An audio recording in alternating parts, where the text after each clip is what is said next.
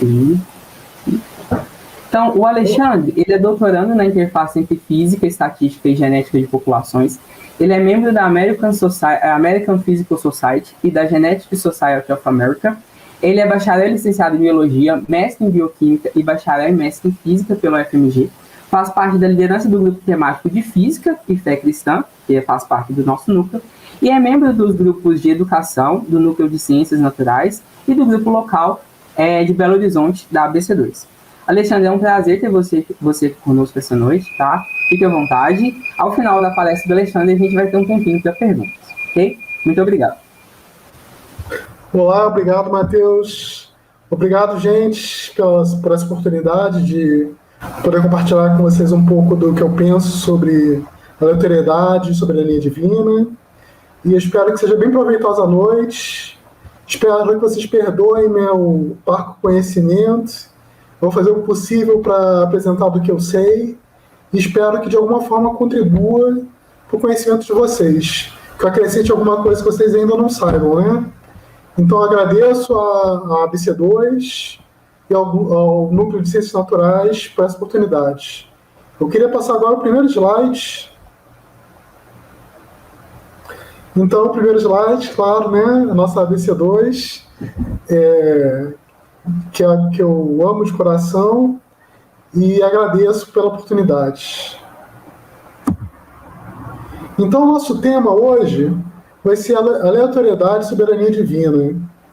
Eu estou mostrando nesse slide uma das possibilidades do Urim e do Tumim. O que são o Urim e o Tumim? O Urim e o Tumim pode ser uma pedra só, pode ser mais de uma pedra, nos quais as pessoas descobriram a vontade de Deus sorteando as pedras. Aí fica a pergunta, o que Deus tem a ver com o sorteio? Deus interfere no sorteio? Deus é Senhor sobre a aleatoriedade? O que uma coisa tem a ver com a outra no final das contas, né? Então, espero contribuir com essa discussão hoje. Bem, eu sou Alexandre Soares, já fui apresentado, né? Eu sou da ABC2 Belo Horizonte. Eu sou físico e biólogo, mas eu não sou teólogo. Então, eu vou tentar juntar as pontas da ciência e religião com o que eu conheço de teologia, tá? Eu pretendo mostrar uma visão ortodoxa da relação de aleatoriedade e soberania divina. Não vou querer inventar a roda, não vou querer inovar de nenhuma maneira. E é isso, gente. Vamos lá. O livro que eu me baseei para fazer essa palestra se chama Chance and the Sovereignty of God. É um livro do Verne Poitras. Esse livro é muito interessante, ele é muito abrangente, ele é para um público leigo, não precisa ser um grupo de ciência, todos os pré-requisitos estão nele. Ele é tão abrangente que eu não vou fazer um resumo dele. Eu vou apenas selecionar partes dele e falar um pouco sobre o tema. Tá bom? Então, se vocês querem se aprofundar mais sobre o assunto, eu realmente recomendo esse livro. Ele não é profundo do ponto de vista científico, tá? Mas ele atende ao que se propõe fazer. Um outro livro que foi muito importante para o preparo dessa palestra é o Dicionário de Cristianismo e Ciência. É um livro fundamental, eu acho que todo cristão que quer relacionar fé cristã e ciência precisa ter. Tem muitos verbetes interessantes. Eu acho que você pode se divertir só lendo os verbetes, né? Assim, direto. E um verbete especial chamou a atenção para esse trabalho, que é a ação divina, hipótese do concursos. Então, se você quiser se aprofundar um pouco na minha palestra, consultando o Dicionário de Cristianismo e Ciência, procure esse verbete. Ação divina, hipótese do concurso. Então, qual vai ser o nosso itinerário? Primeiro, a gente vai estabelecer uma base da soberania divina. Quais são as bases teológicas para se falar de soberania divina? Tá? Todo esse conhecimento que eu vou falar é baseado nas Escrituras. Vou citar várias passagens das Escrituras, e elas vão servir de base para a gente poder entender todo o restante, tá? Entender como a aleatoriedade se relaciona com a soberania divina, como a ação humana se relaciona com a soberania divina, como as ciências se relacionam com a soberania divina. E no final, depois de todo esse conhecimento que a gente tiver, eu vou apresentar algumas respostas que a gente pode dar a esse conhecimento, né? Então, depois de ouvir tanto sobre soberania divina e aleatoriedade, como a gente vai reagir a esse conhecimento, né? Então, primeiramente, vou falar de soberania divina, né? Aqui tem uma pintura mostrando o quarto dia da criação, e ele é importante porque é o nosso ponto de partida, né? É a criação e a providência de Deus. Deus como criador de todas as coisas e como provedor, como sustentador do universo, né? Então esse quadro resume um pouco Deus criando e ao mesmo tempo sustentando o que ele já criou. Então nada como a gente começar por Gênesis 1, né? No princípio criou Deus os céus e a terra. Quando a gente fala que Deus criou, existe uma certa implicação também que Deus conheceu. Né? Deus criou todas as coisas, mas Deus criou todas as coisas com especificação. Então Deus conhecia aquilo que ele estava criando.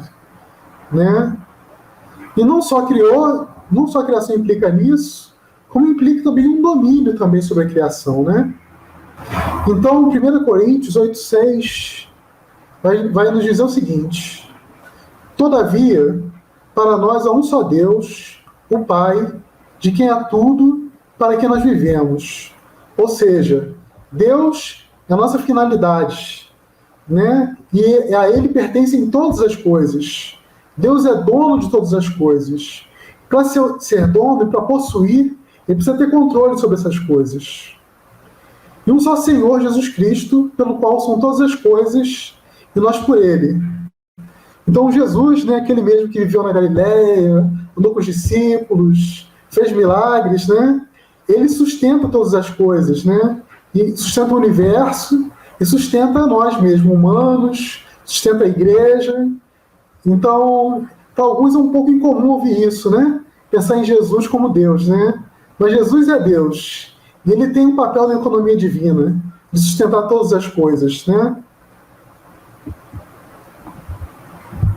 Hebreus 1,3 vai ser mais explícito em relação ao sustento da criação por Jesus. Então, falando de Jesus, o qual, sendo o resplendor da sua glória e a expressa imagem da sua pessoa, e sustentando todas as coisas pela palavra do seu poder, havendo feito por si mesmo a purificação dos nossos pecados, assentou-se à direita da majestade, nas alturas. Então aqui eu estou destacando, ele sustenta todas as coisas pela palavra do seu poder. Se ele não falar, as coisas aparecem, as coisas não existem. Então ele sustenta o universo através da sua palavra. Ele é a palavra, né? Ele é o verbo divino. Aqui é o Salmo 147, e aqui eu vou entrar com mais um ingrediente em relação à soberania divina. Ele fala o seguinte: pois ele reforçou, falando de Deus, as trancas de suas portas e abençoou o seu povo, que lá habita, o povo de Israel. É ele que mantém as suas fronteiras em segurança e que as supre do melhor trigo. Ele envia sua ordem à terra e sua palavra corre veloz. Então Deus, não importa o quão casuais sejam as circunstâncias, quão aleatórias sejam as circunstâncias, ele tem um controle de manter o seu povo em segurança e de sustentar o seu povo. Então, se ele promete que ele vai suprir com trigo, não importa o que vai acontecer com a temperatura, com as chuvas, com o tempo, ele vai dar o trigo no tempo certo. Então, ele tem esse controle, ele tem esse domínio sobre todas as coisas, sobre a criação. E é interessante que ele envia sua ordem à terra e sua palavra corre veloz. Ou seja, ele manda e o que ele manda acontece, né, imediatamente. Continuando. Faz cair a neve como a lã e espalha a geada como cinza. Ele envia sua palavra e o gelo derrete. Envia o seu sopro e as águas tornam a correr. Ele revela a sua palavra a Jacó, os seus decretos e ordenanças a Israel. Então aqui a gente está vendo mais claramente o domínio de Deus sobre o clima, né? Clima é um sistema que é classicamente entendido como caótico, né? Quem nunca ouviu falar da borboleta na foz do Amazonas, que bate as asas e causa um tornado no Texas, né? Então, mesmo sobre esses eventos que são aparentemente caóticos, que têm relações tão inesperadas, Deus tem um controle sobre essas coisas. Deus controla a neve, Deus controla a geada, e Ele também dá ordens ao seu povo, né? Ele emite decretos para o seu povo para serem obedecidos por Ele. Então, assim, para deixar mais claro ainda, né, a questão da soberania divina, eu tenho o Salmo 103:19, né, dizendo que o Senhor tem estabelecido seu trono nos céus e o seu reino domina sobre tudo. Então Deus estabeleceu o seu trono para reinar para sempre. É um reinado permanente. E o seu reino domina sobre tudo. Então não existe exceção que escape do seu reino, que escape das suas ordens, do seu controle, do seu domínio. Tudo está sob seus pés. Tudo está sob seu comando. E, finalmente, acrescentando mais um ingrediente ainda, né, a questão da soberania divina, tem Lamentações 3, 37 e 38. Que é aquele que diz, e assim acontece, quando o Senhor não mande. Porventura da boca do Altíssimo não sai o bem e o mal? Então aqui está dizendo o seguinte, que não existe ninguém que tenha uma palavra certa. Só o Senhor tem a palavra certa para as coisas. Só Ele pode dizer o que vai acontecer e como vai ser. Ninguém mais pode dizer. Se Ele não disser, não vai acontecer. E tem outro lado também aqui desse versículo, dessa passagem, que é, porventura da boca do Altíssimo não sai o mal e o bem? Ou seja, o mal e o bem aparentes, eles vêm da boca de Deus. Deus pronuncia o que é mal e o que é o bem. Mas eu quero ressaltar alguns pontos importantes nesse sentido. Um deles é que esse mal é mal minúsculo, não é mal maiúsculo. Deus não cria o pecado. Deus não cria perversidades. Tá bom? Deus tem controle sobre todas as coisas, mas Ele não cria o mal maiúsculo. Ele cria eventos que são maus para nós, nos faz mal, vamos dizer assim, aparentemente. Em segundo lugar, Deus, Ele fez a criação para a glória máxima do seu nome. Então existe um propósito, existe uma finalidade. Todo mal e bem que acontece, existe para a glória máxima do seu nome. E a terceira coisa que eu quero ressaltar é que todas as coisas concorrem para o bem daqueles que amam a Deus. Então tudo que acontece, mesmo que pareça ruim, mesmo que a gente sofra, vai redundar em um bem para a gente. Então tudo que acontece de mal, mesmo que sendo feito por pessoas perversas, mesmo que causados por demônios, todo o mal vai se tornar em bem na vida daqueles que amam a Deus de verdade. Tá bom? Então, continuando. Resumindo, né? Deus, Ele é o Criador de todas as coisas. Ele conhece todas as coisas que Ele criou. Ele especificou a criação dele. Além disso, Deus é o sustentador de todas as coisas. Se Ele não fala, as coisas deixam de existir. Então as coisas só existem por meio da sua palavra, que é Cristo. Ele governa também sobre todos os tipos de eventos. Eventos determinísticos, né, como a gente conhece, aleatórios, eventos normais, né, como algumas pessoas dizem naturais, e eventos ditos sobrenaturais, eventos únicos, né, em que Deus interfere diretamente. O clima e sistemas caóticos também estão dentro do seu controle. Eu vou entrar dentro de caos, vou falar um pouquinho sobre o que é o caos de uma maneira mais precisa, e a gente vai apreciar um pouco mais a grandeza de Deus nisso. Deus, Ele cumpre sua vontade através da ação humana. Tá? Então, através da ação do homem, Deus cumpre seu plano. Então, a gente pode escolher livremente mas o plano, a palavra certa vem do Senhor. Então Deus vai cumprir a palavra dele e o propósito dele através das nossas ações genuínas. E tantas bênçãos como os desastres vêm do Senhor.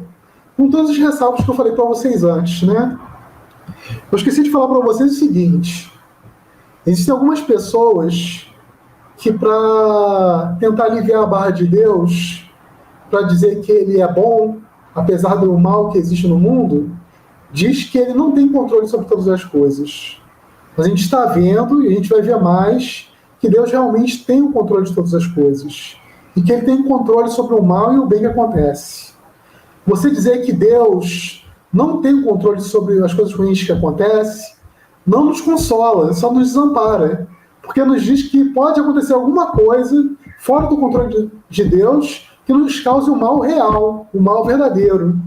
Enquanto se a gente acredita que Deus tem o controle sobre todas as coisas, boas ou ruins que aconteçam, a gente pode ter a confiança de que Deus está trazendo bem para a gente, mesmo que a gente não entenda. Então agora, tendo dado uma base sobre a soberania de Deus, eu vou relacionar a soberania do Senhor com a aleatoriedade. Então vou começar falando de um evento bem específico. A morte do rei Acabe. Acabe foi um rei mau, casado com Jezabel, e foi profetizado que ele iria morrer em uma batalha. Mas mesmo assim ele resolveu ir para a batalha. Né? E aí na batalha, um flecheiro atira uma flecha e atinge o rei Acabe e mata ele. Mas vamos ver como é que foi as circunstâncias da morte do rei Acabe. A passagem de 1 Reis 22:34 diz o seguinte: de repente, um soldado disparou seu arco ao acaso e atingiu o rei de Israel entre as encaixes da sua armadura.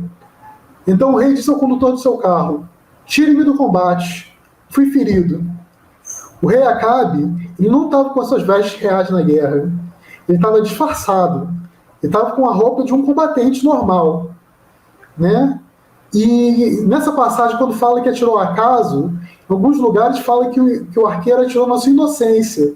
Ou seja, ele pegou o arco e atirou a esmo, para qualquer lugar.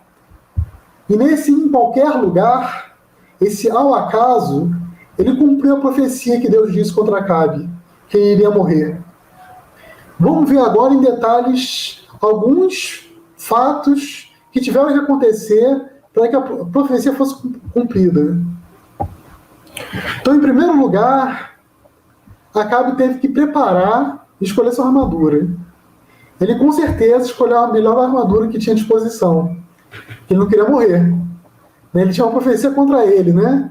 E parece que ele queria vencer Deus na queda de braço.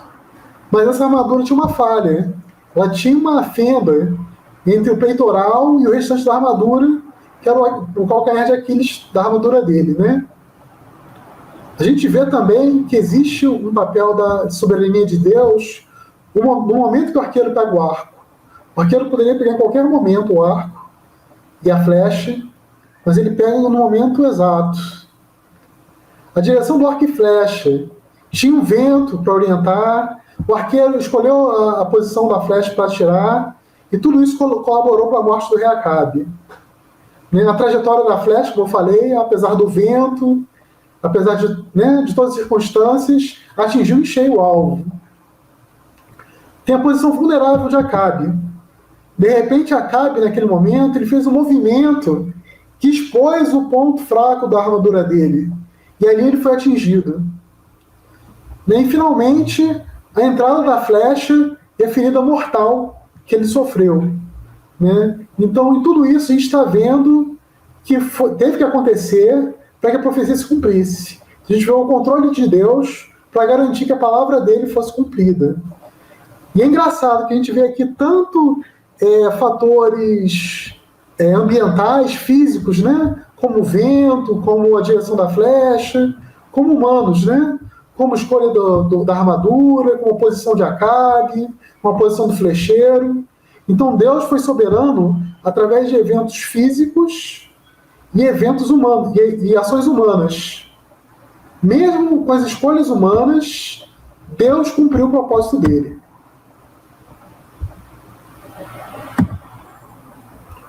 E essas casualidades a gente vê em toda a Bíblia. Não é só na história de Acabe. Né? Se a gente for ver, por exemplo, a história de Rebeca, em que Abraão manda o servo dele para escolher uma esposa para Isaac. Só que ele não queria que a esposa fosse escolhida entre os cananitas.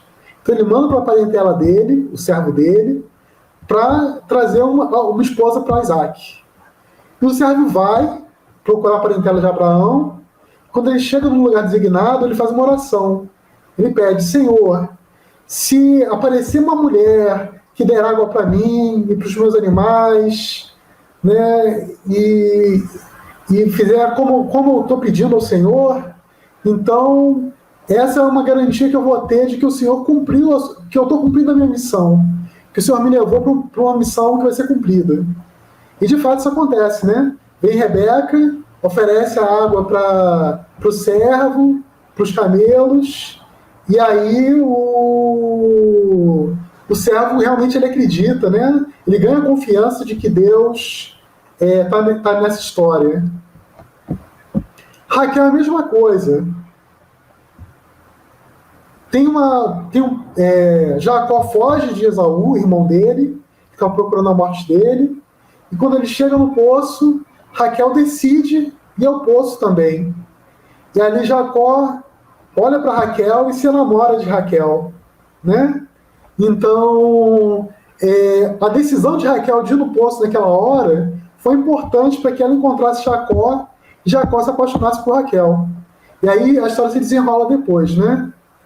Isso não é uma dica para vocês procurarem esposa no bebedouro, né? Vocês ficarem no bebedouro esperando a Rebeca ou a Raquel aparecerem, né? Mas, enfim, a história de José, por exemplo. A história de José é cheia de acasos, né? Cheia de coincidências. José ele é jogado num poço, e enquanto os irmãos estão com ele decidindo o destino dele, passa uma caravana de ismaelitas que compram José como escravo, o vendem a Potifar. Potifar recebe José, põe ele sobre a casa dele. A mulher de Potifar acusa injustamente José. José é preso. O faraó manda prender o copeiro e o padeiro. E eles sonham, e José adivinha os sonhos deles. Um deles morre, eu não lembro se é o padeiro ou se é o copeiro, acho que é o padeiro que morre. E o copeiro depois, no futuro, vai se lembrar de que José interpretou um sonho, que ele poderia interpretar o sonho de faraó. Com isso, José é colocado numa posição de destaque no Egito, e ele proporciona a sobrevivência do próprio Egito e a sobrevivência da parentela dele, de Jacó e de seus irmãos. Então Deus age providencialmente através de vários eventos casuais, vamos dizer assim, para que o propósito dele fosse cumprido no sustento do Egito e no sustento da família de José. Moisés também, a mesma coisa, né? Moisés está passando, né, no berço dele no rio, no momento que a princesa está também se banhando, e ele chora quando a princesa está se banhando. Então acontece a coincidência do choro de Moisés com a presença da princesa no rio. Então, dessa coincidência, José sobrevive, né, à perseguição de Faraó. Ele é criado na corte, e ele é criado com todo o conhecimento do Egito. Ele é preparado, de certa forma, para libertar o povo hebreu depois. Raabe também tem a coincidência envolvida, né? Porque os espias vão se esconder, os espias que vão olhar a terra de Jericó para a futura invasão por Josué, ela protege os espias, e com isso ela garante a sobrevivência dela e da família dela. Mas Raabe vai ser ancestral de Jesus. Então a gente está vendo desde de Raabe a coincidência dela especificamente receber os espias e dela ser ancestral de Jesus. Ruth também estava andando de campo em campo e caiu no campo de Boaz. E Boaz, por coincidência, olha para Ruth e pergunta quem é ela, né? E daí Boaz e Ruth se casam depois, futuramente, e eles também vão ser ancestrais de Jesus. E Davi também, que tem várias coincidências na história da vida dele, né? Coincidências, ou seja, providências divinas, quando eu falo quase que como sinônimo, né? Como sinônimo. E vou falar de uma situação específica de Davi, em que acontece esse acaso, né? Essa casualidade para a providência da sobrevivência dele. Essa é uma perseguição de Saul. Saul odiava Davi, porque Deus prometeu o trono a Davi. E Saul estava, depois de uma perseguição longa, ele estava quase pegando Davi.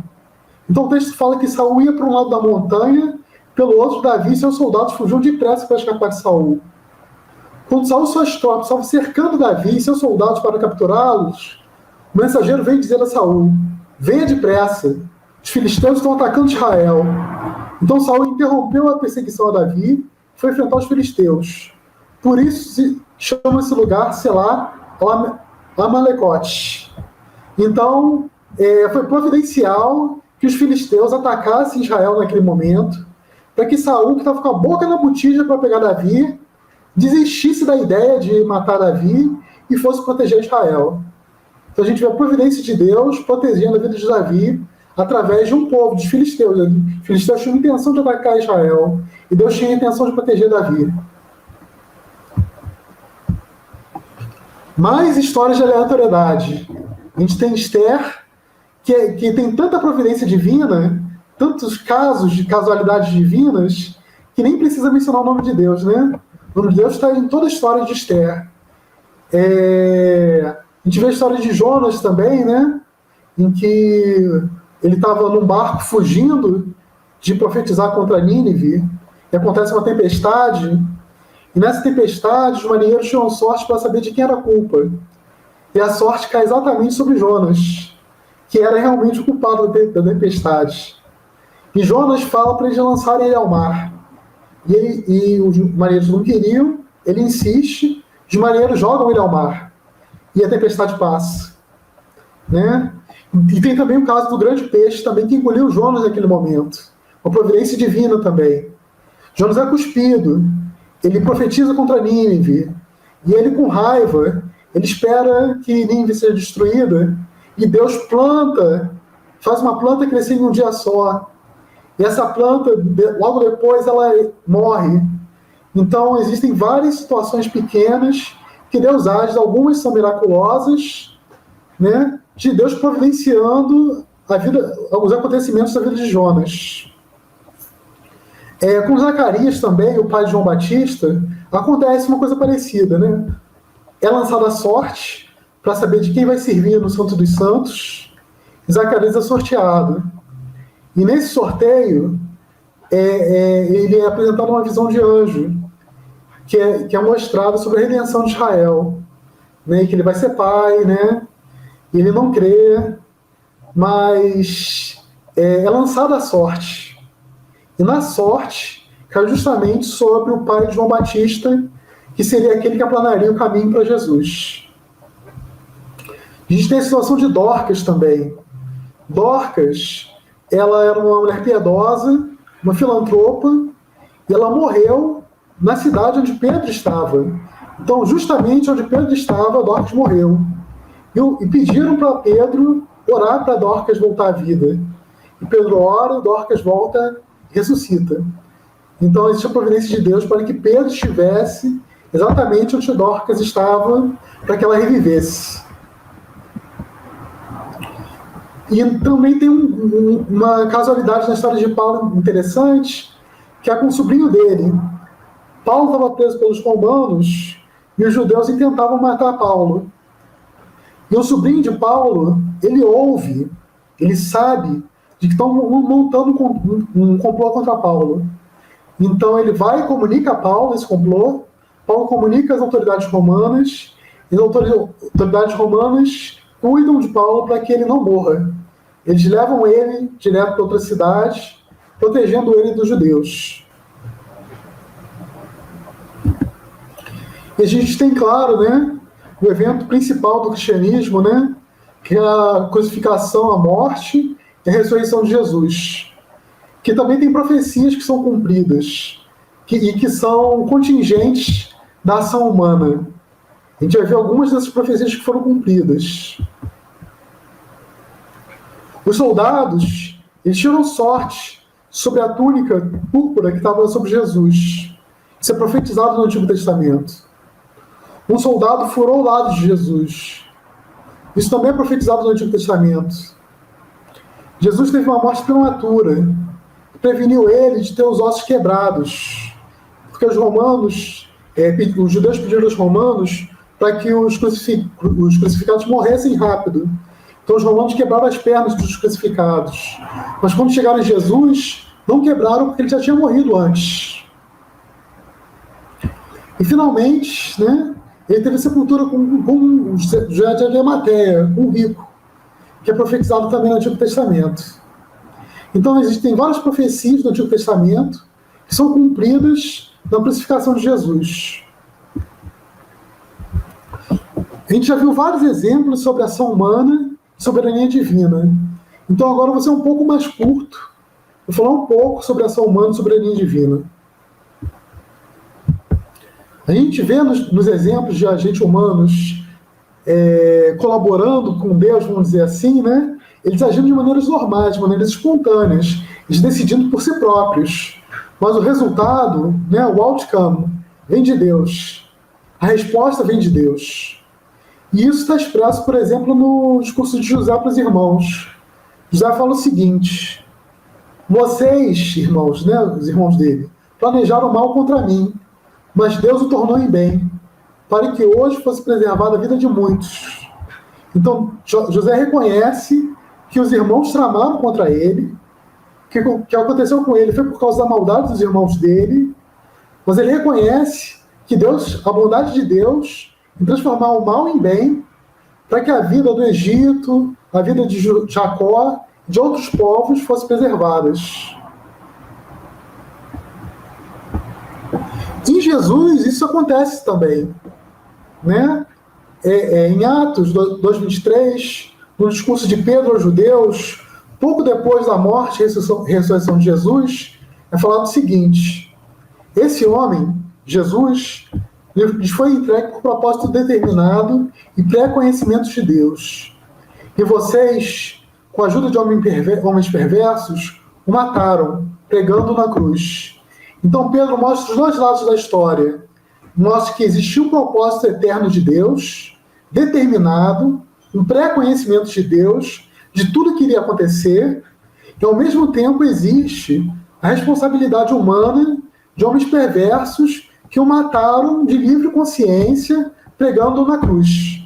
Então existe essa dualidade da ação humana e do propósito eterno de Deus. Então, resumindo, né? Os caminhos do Senhor são mais altos que os nossos. Então, de certa forma, a gente está imerso em um mistério. A gente não sabe exatamente como Deus faz o seu plano cumprir, apesar da gente livremente fazendo essas escolhas. Existem algumas pistas na Bíblia, de algumas maneiras, como Deus faz essas coisas acontecerem. Mas não tem um princípio geral, não existe uma teologia pronta a respeito disso. Né? A gente não sabe exatamente como isso acontece. A gente só sabe que Deus conhece tudo e que a nós resta o mistério. A gente vê que existem escolhas genuínas. As nossas escolhas são genuínas, mas elas acontecem de acordo com o plano de Deus. Esse é o mistério, né? Deus controla, as escolhas são legítimas e as duas coisas acontecem necessariamente juntas. E isso é o que a gente chama de concursos. As vontades divina e humana acontecem juntas. Bem, como a gente é uma associação de cristãos na ciência, vou falar agora um pouco da aleatoriedade, soberania de Deus e as ciências. Eu vou falar de 3 pontos, de 3 fenômenos que são muito importantes nas ciências e que envolvem a aleatoriedade. Vou falar do caos, do fenômeno do caos. Vou falar de fenômenos relacionados à mecânica quântica. Eu vou falar também um pouco da evolução biológica.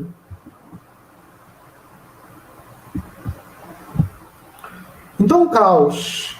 O caos, ele acontece em sistemas determinísticos. Tá? Então a gente tem fórmulas fechadas, vamos dizer assim.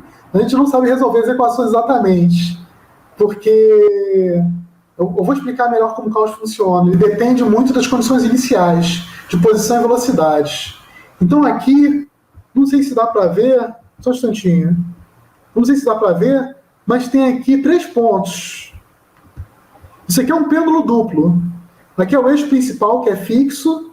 Aqui tem um eixo, ou um outro eixo que se move, e a ponta do pêndulo duplo.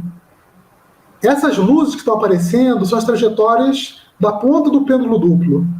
E a gente vê que é uma trajetória bem estranha, né? Bem imprevisível. Mas caos não significa apenas imprevisibilidade. Então eu vou tentar mostrar um vídeo agora para vocês, mostrando um pouco do caos.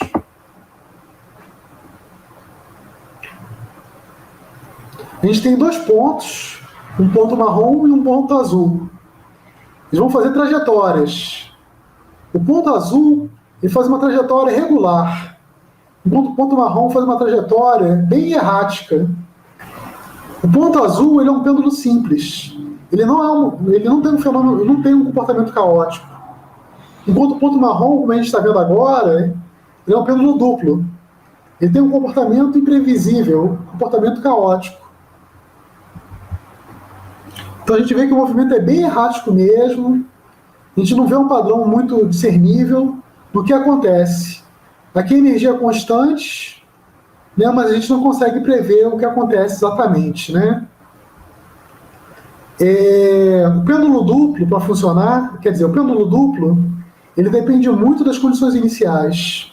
Se a gente muda um pouco a posição ou a velocidade inicial do pêndulo, ele vai fazer uma trajetória totalmente diferente. Tá? Então é isso que significa, de certa forma, o caos. A gente tem uma dependência muito grande das condições iniciais para um comportamento que parece errático. Aqui eu vou mostrar o seguinte: são várias condições iniciais parecidas. Quando a gente soltar esses diferentes pêndulos duplos, eles vão seguir caminhos diferentes. Se ele não fosse caótico, eles seguiriam caminhos parecidos, semelhantes. Mas olha o que acontece. Os caminhos eles se tornam totalmente erráticos e diferentes uns dos outros, mesmo eles começando parecidos no começo. Então, o caos consiste nisso.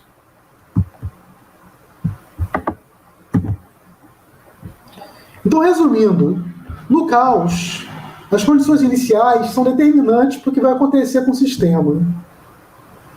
Para a gente ter uma previsão infinita do que vai acontecer com um sistema caótico, a gente precisaria de uma precisão infinita nas condições iniciais de velocidade e posição. E para isso, a gente teria que ter uma informação infinita. Mas como a gente teria para ter uma informação infinita, a gente precisaria de matéria infinita para armazenar essa informação. Mas por outro lado, Deus não é material, Deus não é matéria. Deus é espírito. Deus tem outra natureza. Deus é onisciente.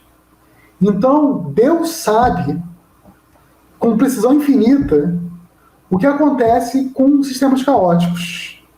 Deus reina sobre sistemas caóticos. Nada escapa ao controle dele, nem o caos. Então, aqui é um exemplo simples de um pêndulo, mas se aplica ao clima e a vários outros sistemas, né? Aglomerados e por aí vai. Aglomerados estelares, né? E aí vai. Outro exemplo de como a aleatoriedade se manifesta nas ciências é na mecânica quântica. Então aqui é um experimento de fenda dupla, que eu vou começar com a seguinte coisa. Eu vou ter um feixe de laser incidindo sobre essa fenda simples. O laser vai difratar, tá? Aqui são as cristas das ondas da luz, e vai passar por uma fenda dupla, que vai difratar de novo. Nessa difração, uma onda ela vai se sobrepor a outra onda, elas vão se somar e vão se destruir. Em vermelho estão mostrando os máximos, onde as ondas se somam, e formam um padrão e um anteparo. Ok? Agora, ao invés de pensar em luz, vamos pensar em elétrons. Se a gente lançasse um feixe de elétrons aqui, o que aconteceria? Bem, elétrons são partículas, né? A gente poderia pensar que uma partícula vem por aqui, outra partícula vem por aqui, e o padrão seria totalmente diferente. Mas não é isso que acontece. Os elétrons, eles difratam e se interferem de uma maneira semelhante à luz. Então, daí a gente conclui que os elétrons, eles têm um comportamento tanto de partícula como de onda. Existe uma função de onda associada ao elétron que dita a probabilidade onde ele vai aparecer no anteparo. Agora vamos ser um pouco mais radicais.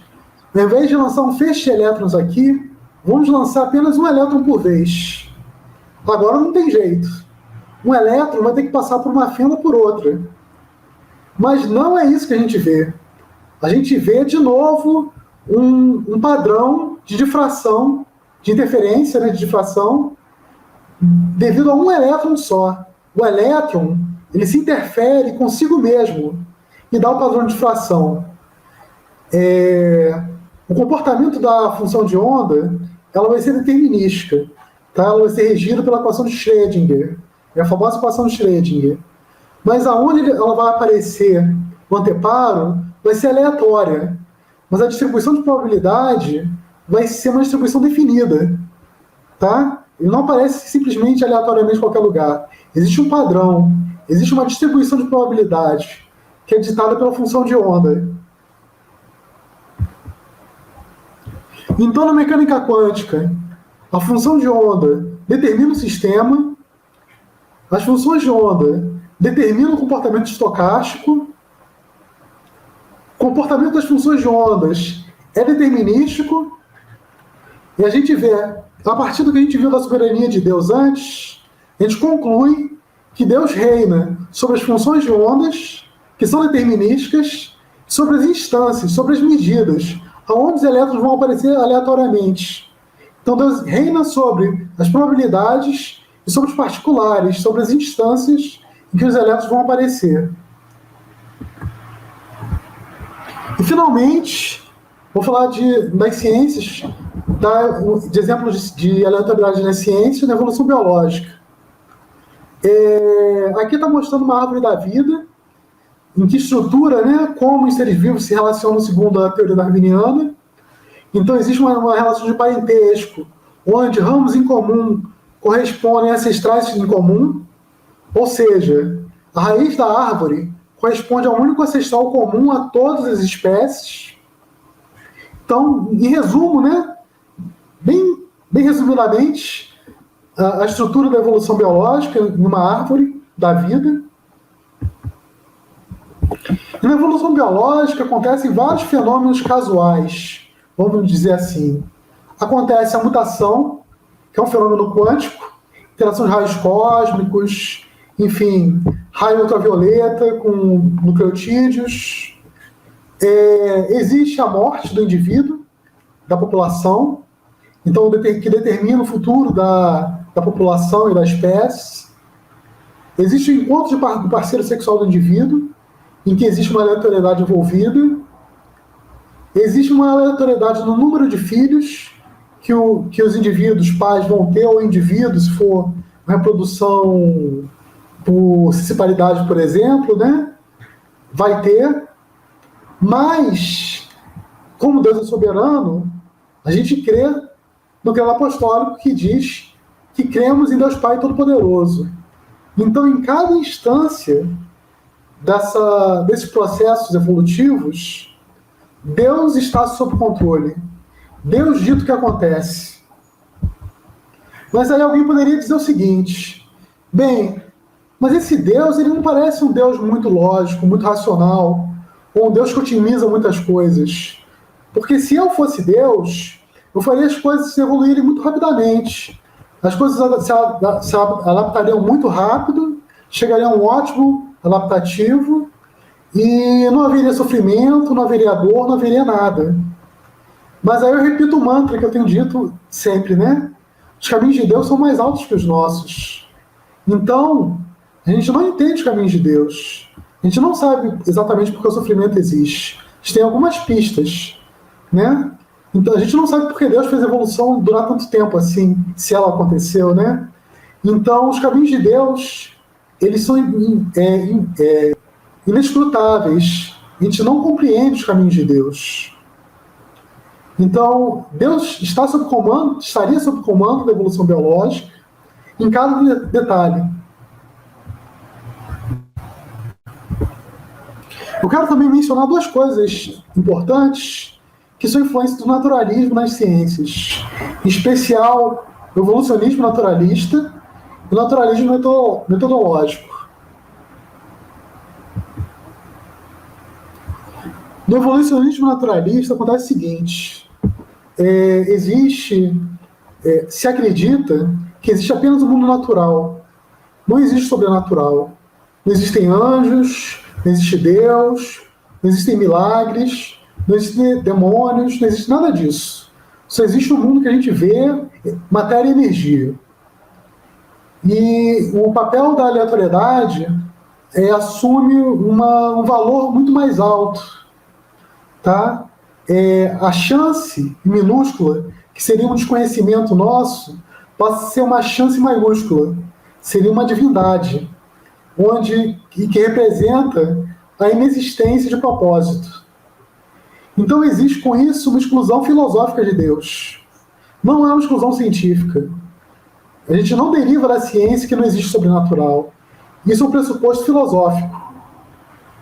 Então o evolucionismo naturalista ela é incompatível com a fé cristã. Não casa uma com a outra. E aparentemente o evolucionismo naturalista, por si só, é autocontraditório. A gente está falando que em uma teoria racional baseadas num mundo sem significado. Como a gente deriva significado uma teoria que não admite significados? Então, com isso, ela seria aparentemente autocontraditória.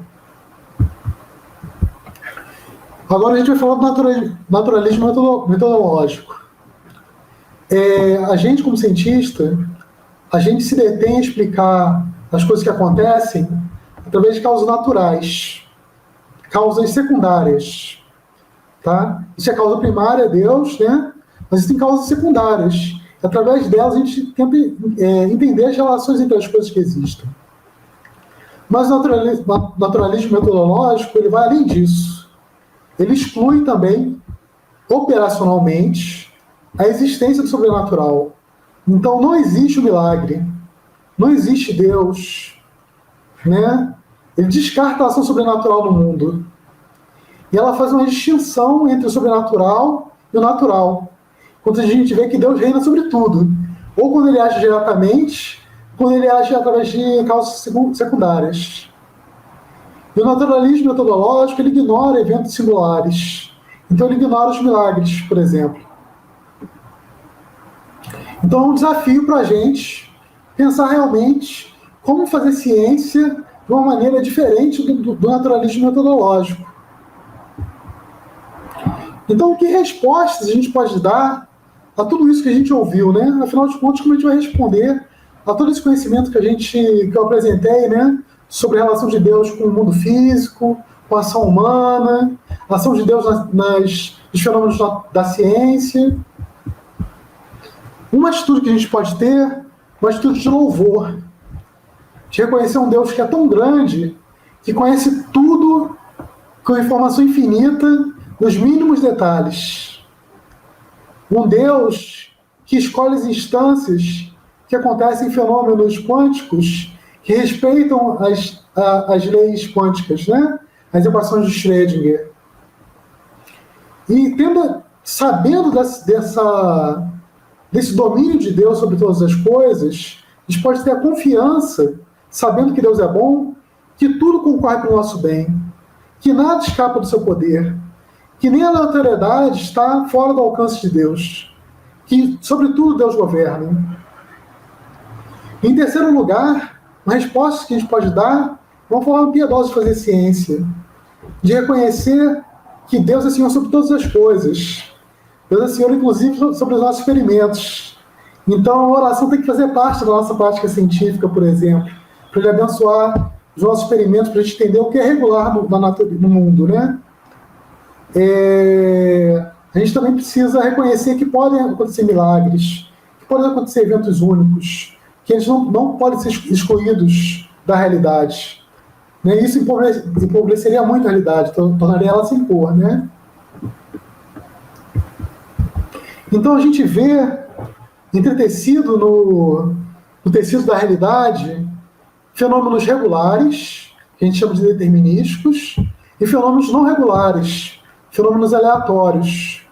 Então é como se Deus fosse um tecelão, fosse um tapeceiro, fazendo seu tapete com elementos regulares, elementos aparentemente irregulares, mas que ele sabe o porquê. Então, para concluir, eu queria concluir com uma poesia do Estênio Marcius, que é uma música, O Tapeceiro. Eu convido vocês a procurarem no YouTube para ouvirem. A música toda é muito linda.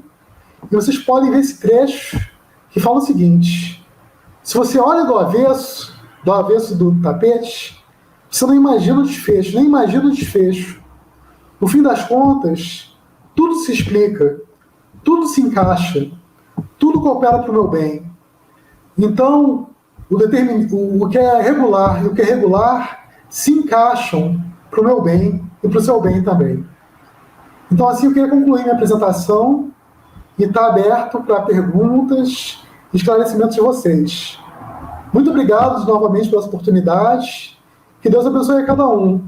Eu lamento pela minha limitação de conhecimento, mas que vocês tenham condições de procurar em outras fontes também, mais a respeito desse assunto, que é tão importante para a ciência, né? E para nós, cientistas cristãos. Então, um abraço para todos. E espero as perguntas de vocês. Gente, eu estou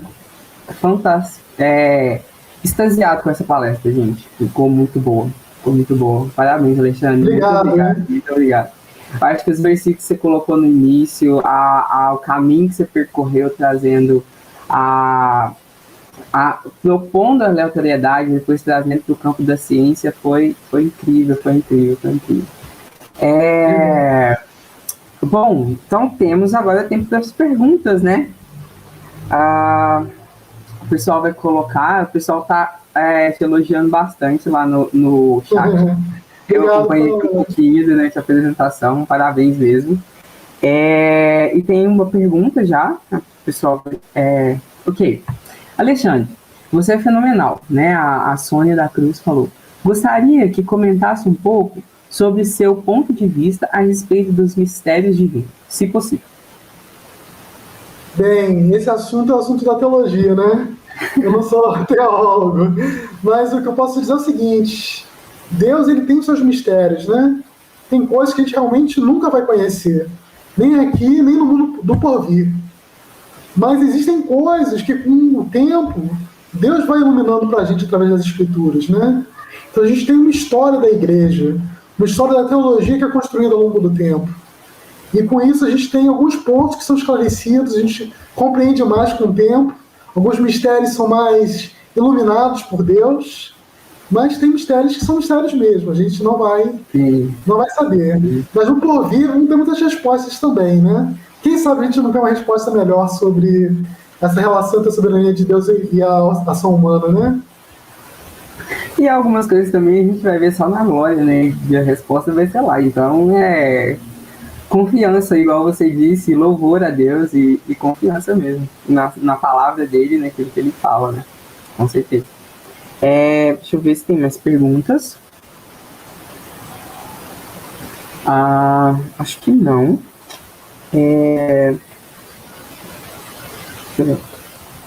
Chegou mais uma, acho que eles vão colocar aqui.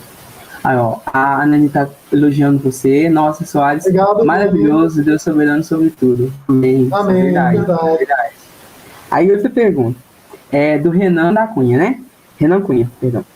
Alexandre, como você abordaria pergunta em que o conhecimento simultâneo de certos observáveis de mecânica quântica implicaria numa contradição física? Deus conhece esses observáveis simultaneamente? Ok, é uma pergunta difícil, né? Bem, Deus ele é soberano sobre todas as coisas. E ele determina, né, as instâncias das medidas, né? A gente pode dizer isso. Mas, enquanto a gente não mede, é difícil a gente falar, né, se existe realmente um momento e posição, né? Se as coisas, como as coisas existem, né? Então, essa é uma pergunta realmente difícil. Eu acho que ninguém sabe. E a ideia é a gente, nós, né, físicos, tentarmos responder um pouco melhor isso com o tempo, né? Mas o que é momento, o que é posição, né? Como eles se manifestam, né? O que realmente existe. O Renan tá colocando lá no chat que ele pediu a sua opinião própria, né? Ele falou que realmente a pergunta é difícil, mas seria o seu ponto de vista sobre isso. Tá, ok. Eu acredito que a função de onda ela é uma realidade física. Eu acredito nisso. Agora, a partir daí dizer que existe um momento em posição antes do momento em posição serem medidos, eu não sei. Eu não sei o que dizer sobre isso. Muito obrigado. Acredito que são pontos... Assim, perdão, que eles existem com precisão infinita, né? Que eles existem sem a incerteza de Heisenberg, né? Sim. Então seria como se Deus realmente conhecesse esses observáveis simultaneamente, né? Se eles existem, Deus conhece. Sim, verdade. Ele falou que ele também acredita nessa heresia de função de onda real. Deixa eu ver se tem mais pergunta. Acho que não.